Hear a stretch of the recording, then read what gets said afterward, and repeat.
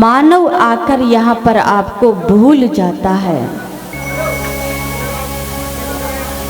किस प्रकार से आपका गुणगान कर सके, लेकिन भगवान कहते हैं कि जो मैंने ये संसार की रचना की है, जो मैंने दुनिया बनाई है, ये इतनी सुंदर बनाई है और इसलिए बनाई है ताकि तुम्हें कोई दुविधा ना हो, कोई संकट ना पहुंचे।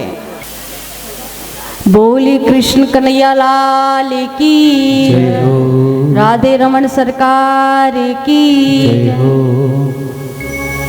तो भक्त प्रहलाद भगवान से कहते हैं कि इतनी सुंदर जो आपने ये संसार की रचना की है, ताकि मानव यहाँ पर आकर आपको भूल जाता है।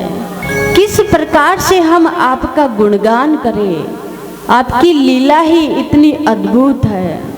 लेकिन भगवान कहते हैं कि ये मैंने जो संसार बनाया है, जो तुम्हें परिवार दिया है, ये इसलिए नहीं दिया है ताकि तुम आकर मुझे यहाँ संसार में आकर तुम मुझे भूल जाए। ये मैंने परिवार दिया है, तुम्हें इसलिए दिया है ताकि तुम्हें कोई दुविधा ना हो, तुम्हें कोई संकट ना हो, तुम आसानी से मेरा गुणगान कर सको।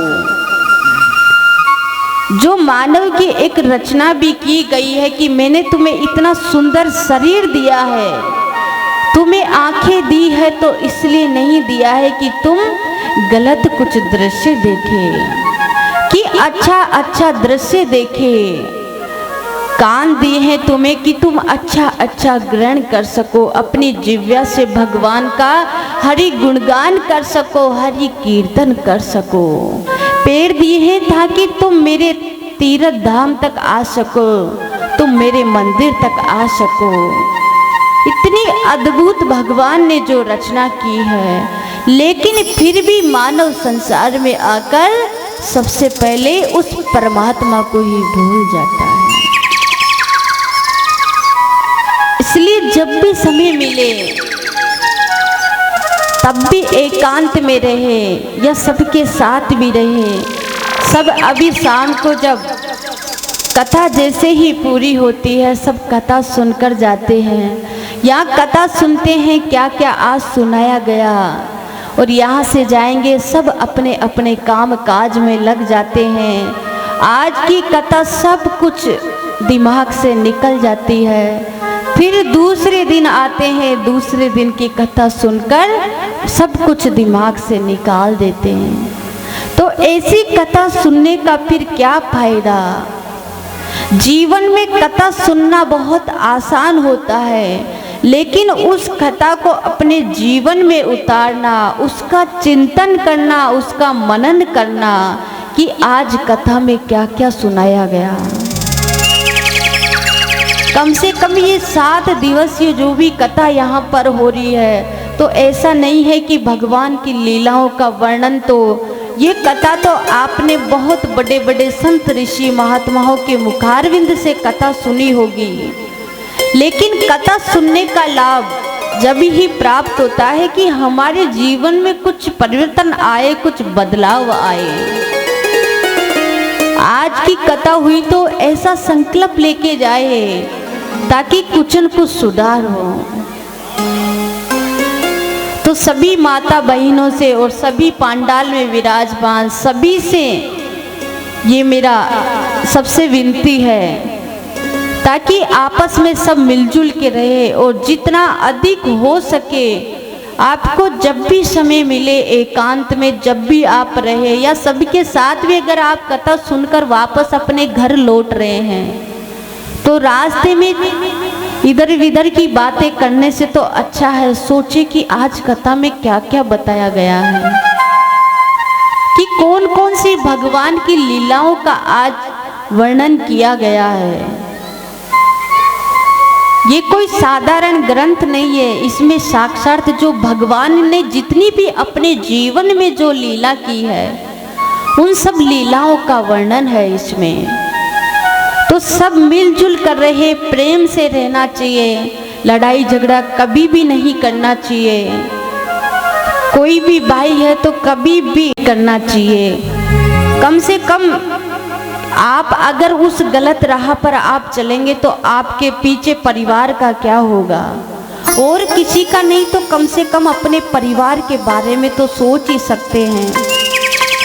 सोचे किसी परिवार में अगर एक ही व्यक्ति है कमाने वाला, और वो भी अगर उस राह पे चले जाएगा तो पूरे परिवार का क्या होगा। इसलिए गलत रास्ते पे कभी नहीं जाना चाहिए।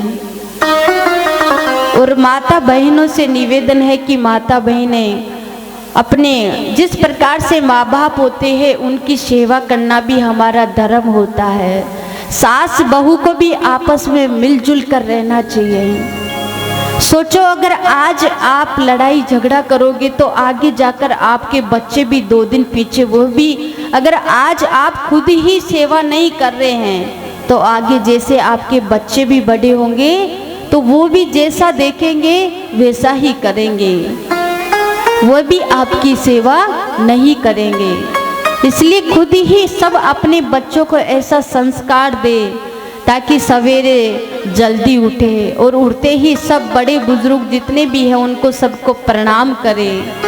बाद में ही वह अगर स्कूल जाते हैं तो बाद में ही जाए। तो सभी माता बहनें अपने बच्चों से ऐसा संस्कार दे, उठते ही भगवान का नाम ले, मुखारविंद से राधे कृष्णा, मुखारविंद से भगवान का नाम लेना चाहिए। राम राम कुछ भी बोल लो। इतने सारे भक्त विराजमान है पूरे पंडाल में, सबके पास अधिकतर सब फोन रखते हैं। दिन भर जिसके पास भी फोन आता है तो हेलो हेलो हेलो करते रहते हैं। उससे तो अच्छा है कि कम से कम जब भी आपके पास फोन आए तो राधे कृष्णा राम राम कुछ भी बोल लीजिए। 108 की माला तो आपकी ऐसे ही पूरी हो जाएगी। दूसरे दिन की कथा में बताया गया था कि पतिव्रता धर्म भी इतना बड़ा धर्म होता है। जब तक संध्या को अगर पतिदेव घर पे भी ना लौटे, आजकल तो थोड़ा फिर भी चेंज हो गया, वरना पहले तो जब तक पतिदेव अगर घर नहीं लौटते थे तो महिला भोजन तक नहीं करती थी। पहले उनको ही भोजन करवाती थी, बाद में ही भोजन करती थी।